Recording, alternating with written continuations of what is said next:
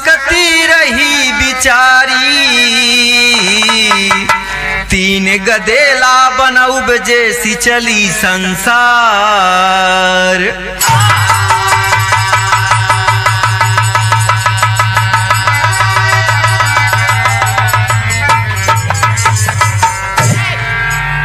आप सबकी सेवा में एक पौराणिक खिदमत विरहा प्रस्तुत है। आशा नहीं पूर्ण विश्वास है आप सबको पसंद आएगा।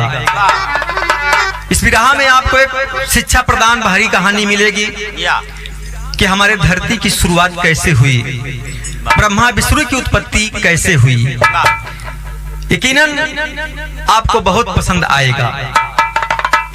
एक कवि जी भाव दिए क्लासिकल अंदाज में।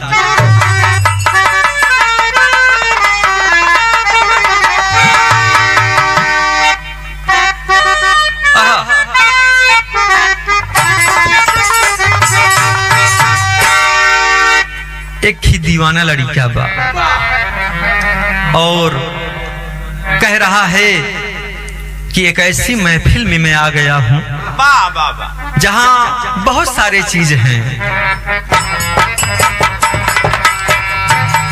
क्या कह रहा है? अरे दीवानों की बस्ती सुनो प्यार से तुम्हें,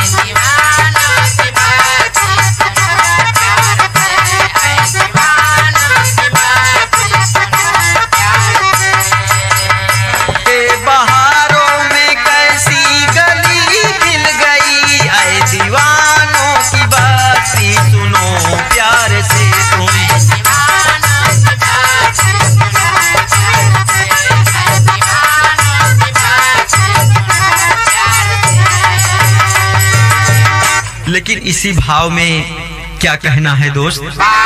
आदि शक्ति जी धरती पे बाबूजी आती हैं और पूरे धरती को देखती हैं। पूरी सुनसान धरती पड़ी हुई है, धरती पे कोई इंसान नहीं है।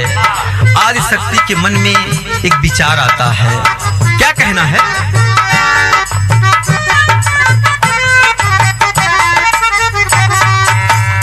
आदि शक्ति ने जग को रचा प्यार से,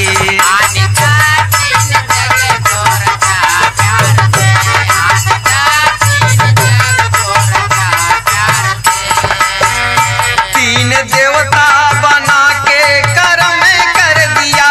आदि शक्ति ने जग को रचा प्यार से,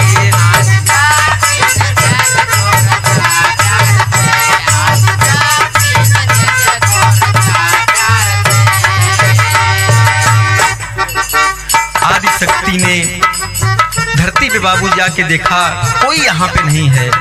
आदि शक्ति बाबूजी एक माया रचती हैं, अपार रच रही हैं। तीन देवता बनावती हैं। कैसे बनावती हैं? नाग सैया पे कोई कोई पुष्प पे,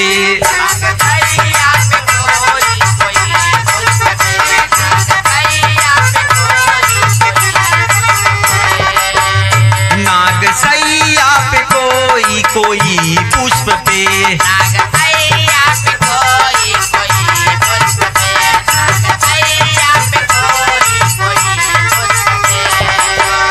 तीन शक्ति बनाकर जन्म कर दिया। नाग सैया पे कोई कोई पुष्प पे,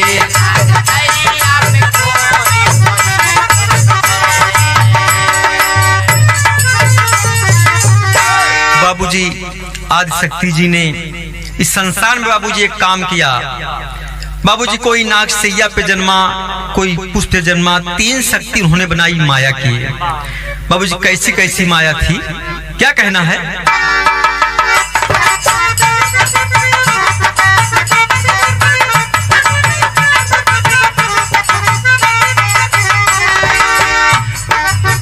माँ का दर्जा आज जग में क्यों महान हुआ, माँ का दर्जा आज जग में क्यों महान हुआ। मर्द से नारी नहीं, नारी से इंसान हुआ।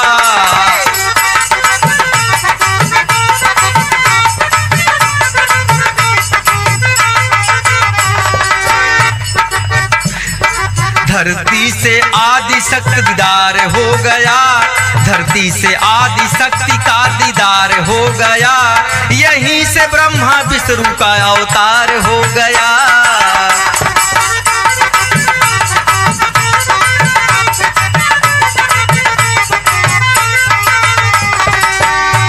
मस्तिष्क से आए शंकर तीसरी आंख के खोले,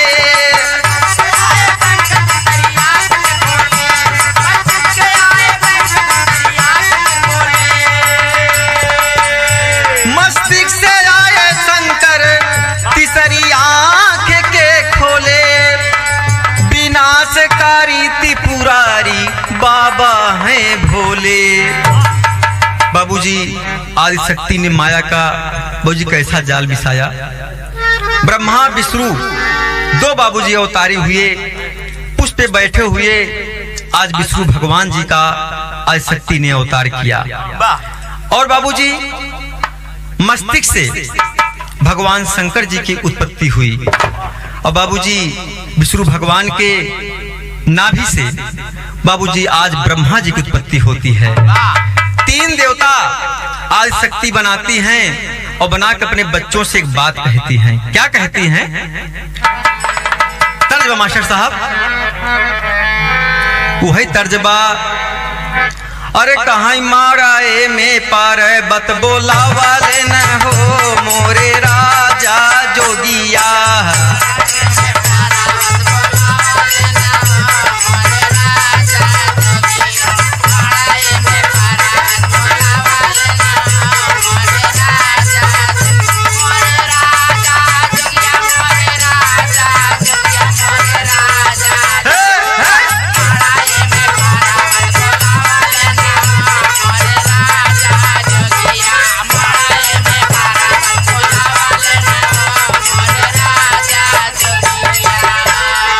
लेकिन बाबू इधर क्या कहना है?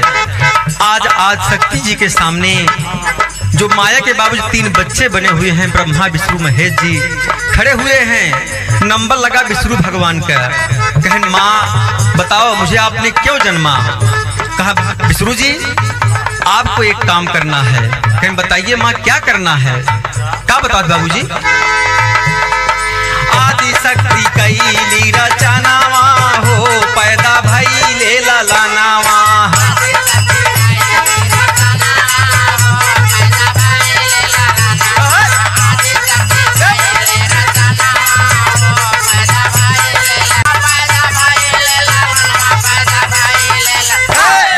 आदि शक्ति कैली रचनावा हो पैदा भई ले ललनावा।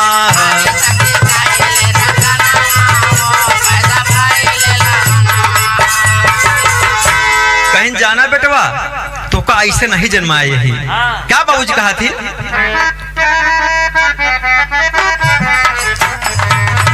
कहीं सुनो विष्णु जी, जिस पाप पे तुम्हारा जन्म हुआ है पाप माया रूपी था। बाबूजी क्या बतावत यहाँ?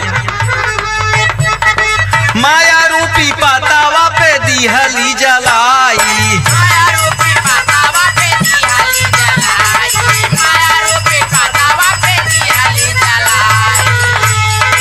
बाबूजी विष्णु भगवान से आज शक्ति जी कह रही है बेटा जिस पाप से तुम्हारी उत्पत्ति हुई है वो कोई मामूली पाप नहीं था।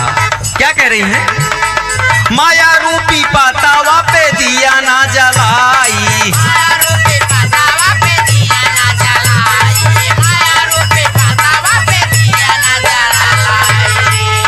से सैया पे मैया लड़ी का बनाई,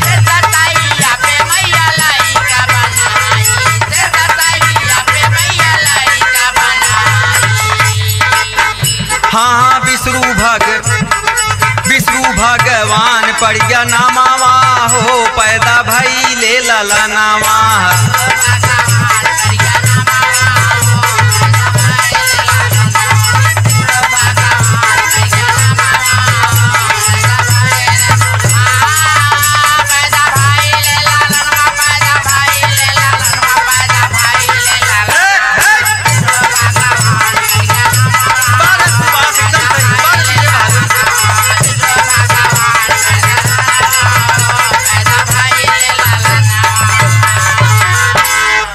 जाना विष्णु जी, जहाँ से आपकी उत्पत्ति हुई है, जिस बात पे मेरा दिया जला था और से सैया पे आप लेटे हुए पाए गए, यहाँ बड़े जान ला पूरा शरीर तोरे बिखई रही। कहन माँ इतना बड़ा मैं कमाल हूँ?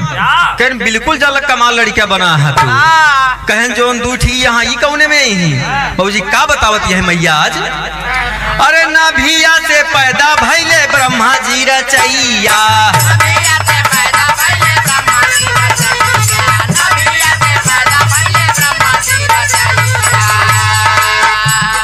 मस्तिष्क से आए भोले डमरू के बजैया,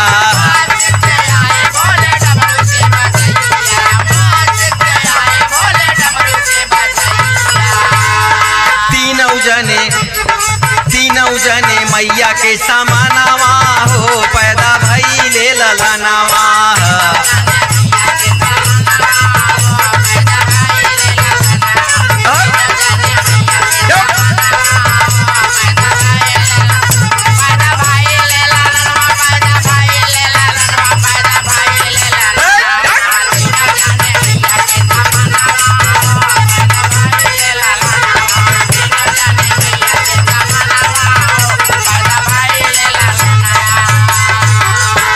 कहन जाना विष्णु जी, आप तो पात पे पैदा हुए, से सैया पे आए, लेकिन जानता है तुझने कहे कहाँ जन्मेन है? कहन बतावा मैया कहाँ से आए ने?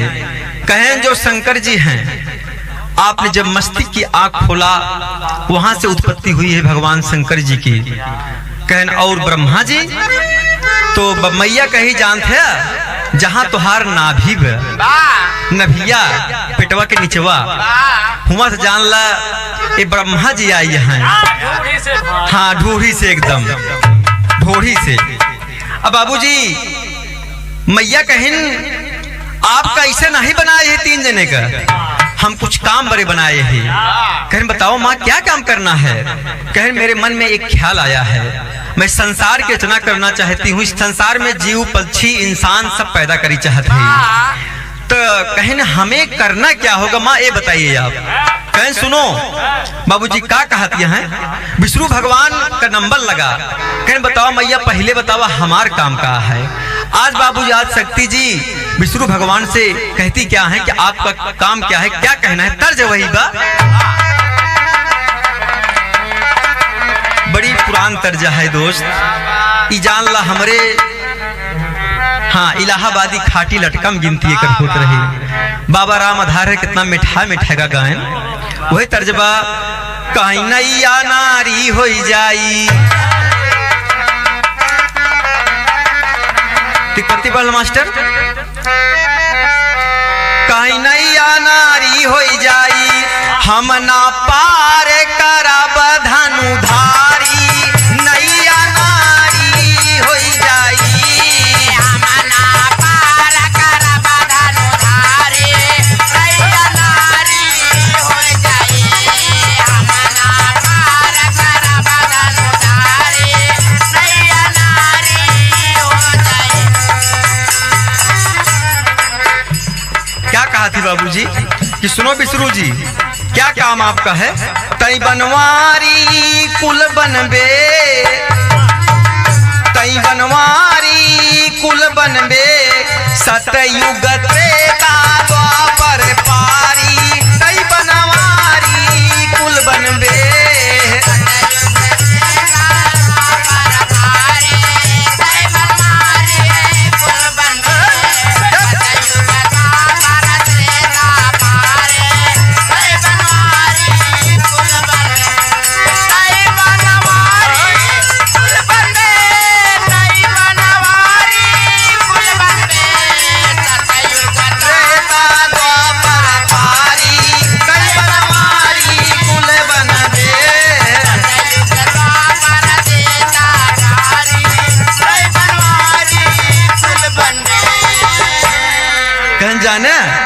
विष्णु जी तुहार रूप कुल बनवारी वाला रही।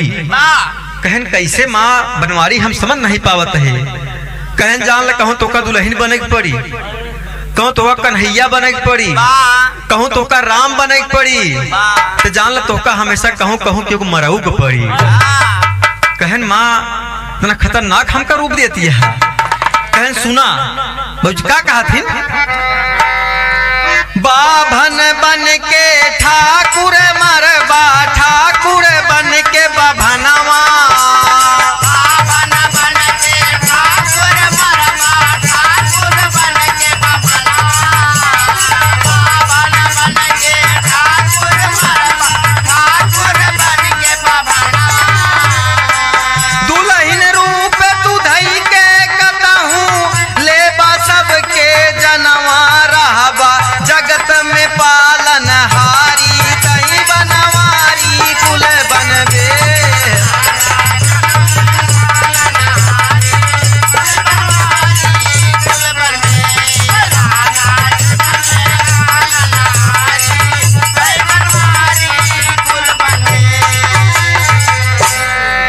आज शक्ति जी बोल दिए कि जाना बेटवा तू जान ला हमेशा बनवारी रहबा, कहूँ बाभन मरबा, कहूँ ठाकुर मरबा, कहूँ जान ला तू हमेशा धरती पर आपकी एक उपाधि मिलती है पालनहार की, और आप हमेशा यही कहे जाएंगे। कह अच्छा बाबूजी विष्णु भगवान लगे सोचे मैया बड़ा अच्छा काम हमका बतावती है, कहूँ दुल्हनू बनाई देती है, कहूँ मनयू मरवावती है, कोनो अच्छा काम हमका नहीं बतावती है। कहन माँ यही काम करना है, कहन हाँ विष्णु जी आपको यही काम करना है। इतने में बाबूजी कहन बतावा मैया हमार रक्षा के करी, कैसे हम रहबे धरतिया पे। कहन तो का बतावत है, का बतावत है अंतरे में।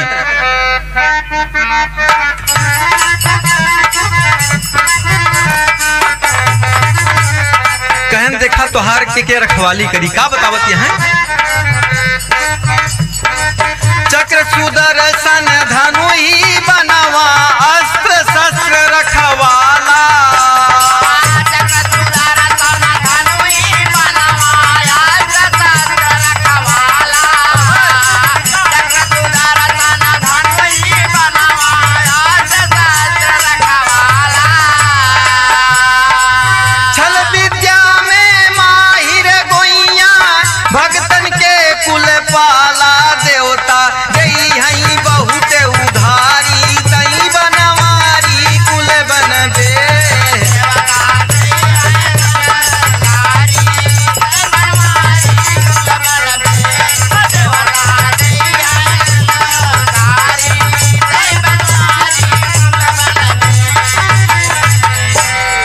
जान ला आपका हम का देते हैं। चक्र सुदर्शन एक ऐसा वस्त्र आपके लिए होगा, एक ऐसा शस्त्र बनेगा आपके लिए, कोई दुश्मन कोई शत्रु कभी आपको हरा नहीं पाएगा उसके आगे। कहन वाह मैया बड़ा बढ़िया काम, कहन हम कब तक जियब। आज शक्ति कहन बेटवा तू हमेशा अमर रहबा, कभो मरबे न करबा। कहन अच्छा बड़ा बढ़िया जीवन पाए। बाबूजी ब्रह्मा 3 मूड़ी लेहे सामने आन, कहन मैया बतावा हमार का काम बा, हमार बतावा का काम बा। बाबूजी आज शक्ति कहन बेटवा देखा तू बहुत भोला भाला है, बहुत भोला भाला है। अभी 4 मुड्डी लेहे खड़ा है सामने हमरे, हाँ 3 ठी दे लटकते हो तोहार। तो कहन तब कहन देखा हम तो काम का बताओ। यहाँ पर तर्ज है बड़ी देखा पुरान तर्जबा एक देखा बनारसी कलाकार आप परम पूज गुरु जी बुल्लू उस्ताद गावत रहे हैं। कैसे बाबूजी गावत रहे हैं, कहीं की जगतिया में कोई नहीं अपना, भर के मास्टर, कहीं की जगतिया में कोई नहीं अपना, अरे कोई ना कोई का कोई होई हो, जगतिया में कोई नहीं अपना।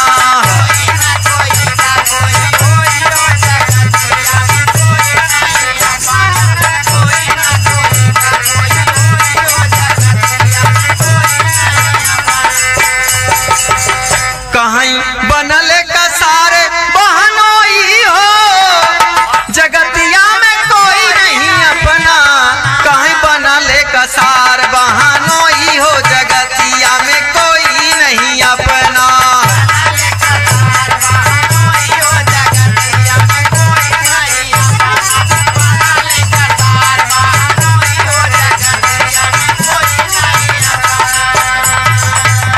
बाबूजी आज बाबूजी माँ आज शक्ति जी ब्रह्मा जी से कह रही है कि बेटवा सुना कौन काम तो कराई कहा है। बाबूजी क्या कहती है?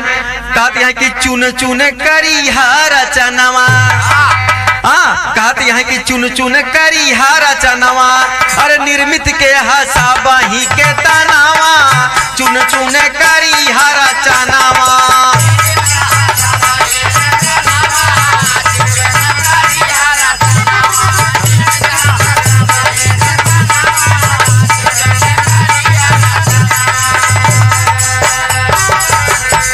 तो का एक काम देते ही बढ़िया चुन चुन के मनई बनाया। तो ब्रह्मा जी लगे सोचे कि मैया उनका तो बढ़िया बताइन, हमका मनई बना बेरे कहती है। वो दुल्हन बनता है कहूँ मनई मारता है, बतावा हम मनई बनौबे तो मरी ही कहा बेरे फालतू में। कहन बतावा मैया जो मनई हम बनौबे ये विष्णु जी मरी में कष्ट ना होई। कहन देखा जो इंसान बनेगा वो मरेगा भी और जिएगा भी, और उसका लेखा जोखा सब आपके पास रही। ये बताओ क्या करे कहा है? कहन का बनाऊ हम? बाबूजी आज ब्रह्मा जी पूछ रहे हैं माता जी से। तो जी माता जी क्या कह रही हैं अंतरे में?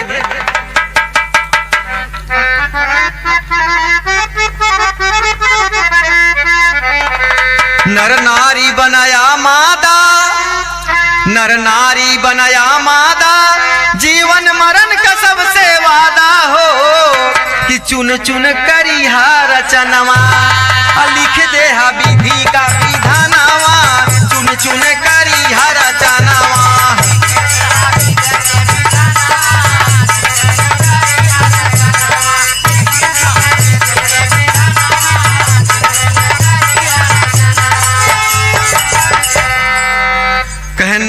जोन लड़कियां पैदा हुई, जो नर नारी बनी, उसका पूरा हिसाब आप लिखेंगे और जो विधि के विधान में घटना घटेगी वो भी आप लिखेंगे। कहन अच्छा। बाबूजी ब्रह्मा विचार करता है कि माता जी ने हमें बड़ा बढ़िया काम दिया। हाँ मनई बनाओ ओकर हिसाबो रखे पड़ी हमका। अब बतावा जोन बनाओ ओकर नाश कर ही विष्णु जी। कहन अच्छा ठीक है, अगर आपकी इच्छा यही है तो हम यही करेंगे। कहें लेकिन मैया जब हमका क्यों मारे का कर भाई हम कहते देखा ओका बरे तो हम बतावत तरीका बे कुछ कभी टेरी के भाव दिया।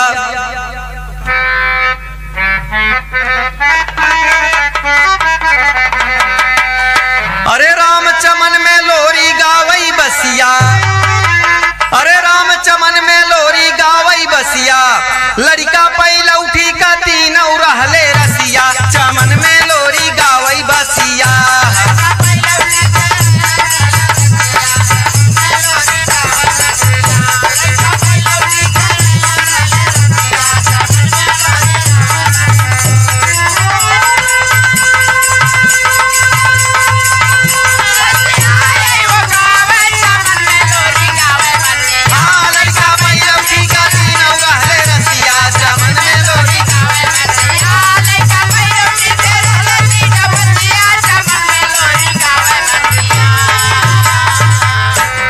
बाबूजी आदिशक्ति ने अपने तीनों बच्चों को काम सिखाया कि आपको ये काम करना है, आपको ये काम करना, आपको ये काम करना है। तो बाबूजी का पद में कहना है मास्टर साहब,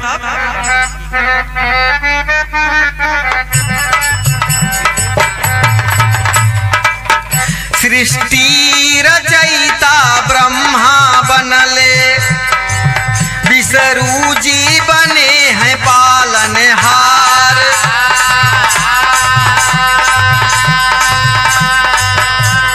अविनाशी है दीन विधाता, शिव शंकर बनले करता।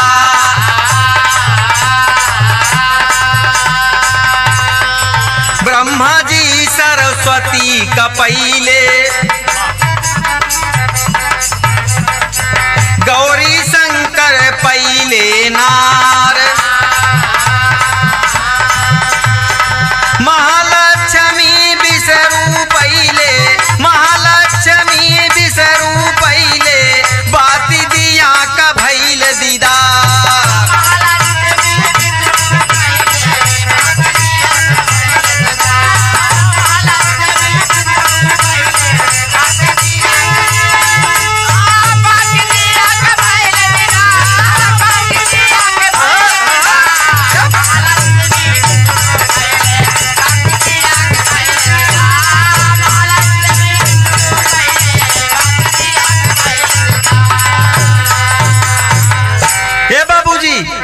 आज शक्ति ने बताया कि बिना नारी के जान लो तोहार सबका जीवन अधूरा बा।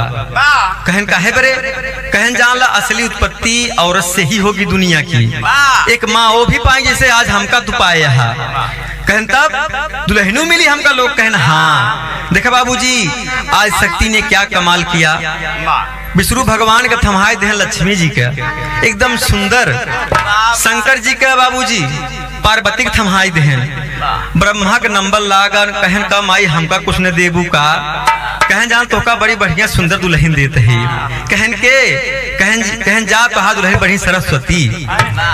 हाँ कहना अच्छा। कहन बढ़िया बाटे बाबूजी क्या कहना उड़ान में है।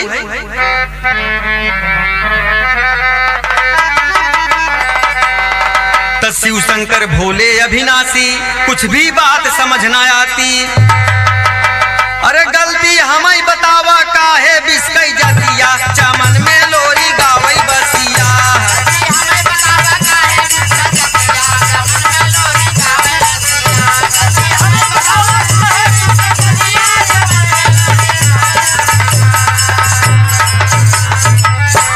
हे बाबूजी शंकर भगवान एकदम काला रूप धै के बगली खड़ा है।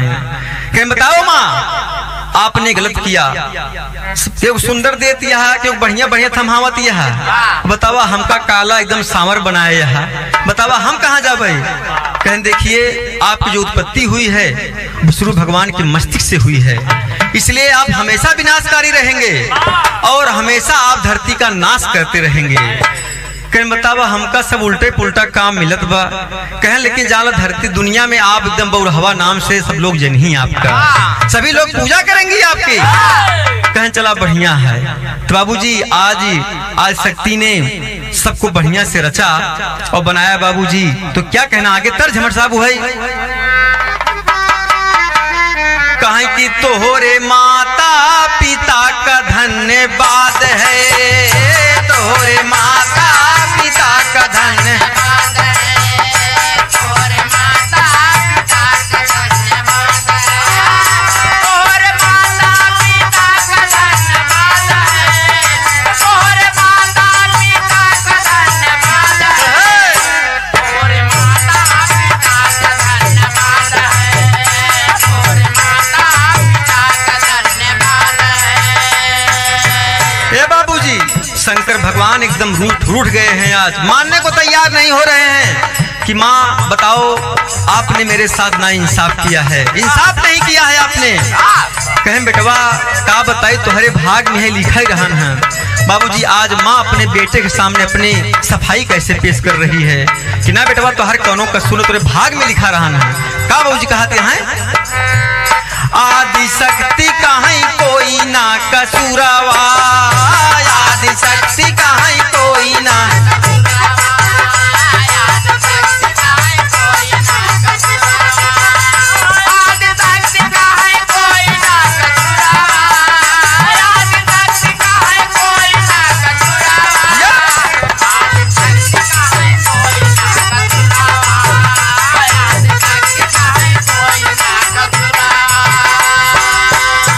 बेटवा सोचा कितना तू महान है। जोन ब्रह्मा सृष्टि बनाई ही तो ओकर नाश करबा। कहन ना माँ मुझे जीवन नहीं चाहिए, मैं किसी का नाश नहीं करना चाहती हूँ, मैं किसी का नाश नहीं करना चाहता हूँ। तो बाबूजी आज शक्ति कहें बेटवा ब्रह्मा जो भी बनाएंगे आपका हमेशा काम रहेगा, उसको आप नाश करते रहेंगे। का कहा बाबू अंतरे में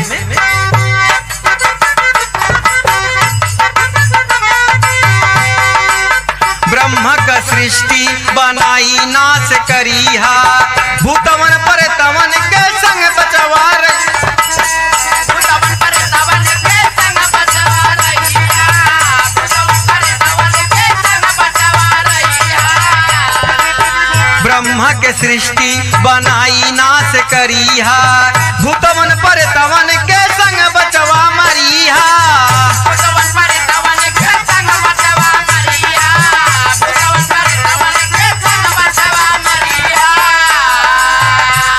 शंकर जी तुम्हारे भाग में यही लिखा है। तुम इतने काले हो, विष्णु के तीसरी आंख से आए हो, इसलिए तुम्हें हमेशा इस धरती का नाश ही करना होगा। और कहन तुहार प्रसादी का हुई गाजा भांग चढ़ी और है महुरावा, गाजा भांग चढ़ी और है महुरावा, आदि शक्ति कहीं कोई ना कसुरावा, आदि शक्ति कहीं कोई ना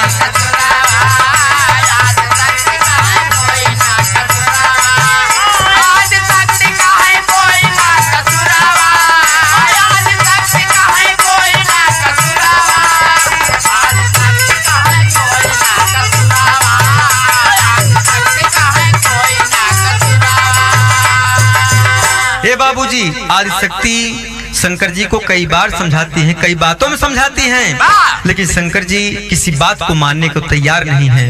कहते हैं माँ बताओ मैं कैसे रहूंगा इस दुनिया में अकेला, कैसे रहूंगा? एक तो आपने दुल्हन थमा दिया, मेरा कोई सहारा नहीं है। कहे नहीं बेटा बाबू का ना इंसाफ नहीं करे, बतावत तुझे का बतावत है? कहे अंतरे में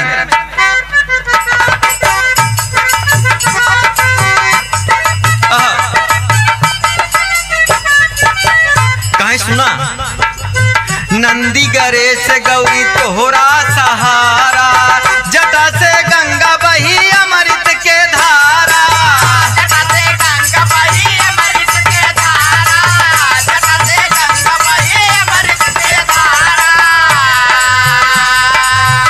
सबसे नीक रही जग में सहुरावा, सबसे नीक रही जग में सहुरावा, आदि शक्ति कहीं कोई ना कसुरावा, आदि शक्ति कहीं कोई ना कसुरावा, आदि शक्ति कहीं कोई ना कसुरावा, आदि शक्ति कहीं कोई ना कसुरावा, आदि शक्ति कहीं कोई ना कसुरावा, आदि शक्ति कहीं कोई ना कसुरावा, आदि शक्ति कहीं कोई ना कसुरावा। बाबूजी, आदिशक्ति माँ ने शंकर जी को बहुत सारा अभिलाषा दिया और बताया कि जा बेटवा तोहका एकदम अमर कह दी थे। कहन जान तोहरे सिर के ऊपर से गंगा जी का धारा बही और तोहका रहाय बरे, तोहार साथ दे बरे नंदी गौरी और गणेश तोहका देते फ्री में। बाबूजी आज शंकर भगवान प्रसन्न हो गए, तो बाबूजी यही से प्रमाण मिलता है धरती की रचना यहीं से हुई, ब्रह्मा विष्णु की उत्पत्ति भी यहीं से हुई। और पापड़ में क्या कहना भाई मर साहब?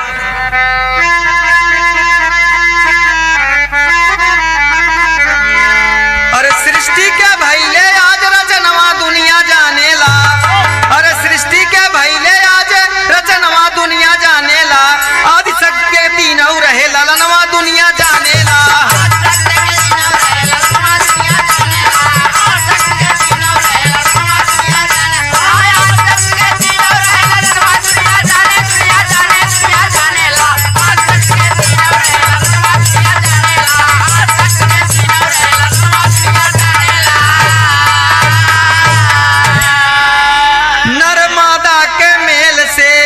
नाम पड़ा नारायण हो, हरि सुमिरन कृपा निधान से जाप करा कुल जायन हो, अरे तीन लोक में लहरे अमर पटाखा दुनिया जानेला, अरे तीन लोक में लहरे अमर पटाखा दुनिया जानेला, और कथा भागवत जाप में बसे हरि गुनिया दुनिया माने। तो बाबूजी यहीं से उत्पत्ति होती है ब्रह्मा विष्णु और शंकर की। गाने का शीर्षक होगा ब्रह्मा शंकर विष्णु की उत्पत्ति। और ये एक पौराणिक दास्तान आप सबकी सेवा में हम लोगों ने प्रस्तुत किया। आशा नहीं पूर्ण विश्वास है ये कहानी आपको पसंद आएगी। मुझे अंतिम में क्या कहना हुआ है? तो राम धार गुरु हैदर अली, कहीं धन्य